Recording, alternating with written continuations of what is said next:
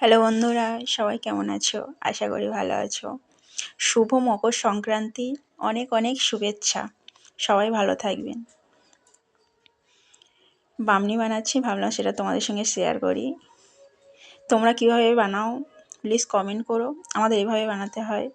প্রথমে একটা গোবরের পুতুল বানিয়ে নিতে হয়। একে একে ওর ওপরে তুলসী পাতা, সর্ষের ফুল, ধান, সিঁদুরের ফোঁটা, চালের গুঁড়ো দিয়ে এভাবে বানিয়ে নিতে হয়। নিয়ে তোমরা যেখানে যেখানে দিতে ইচ্ছা হয় সেখানে দিতে পারো।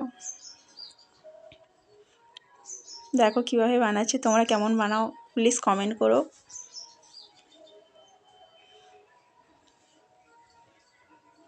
সবার দিকে হয়তো সমান নয়। এ দেখো বানানো হয়ে গেছে, কেমন হয়েছে কমেন্ট করো। আমার সবগুলো বানানো হয়ে গেছে। সবাই ভালো থাকবেন।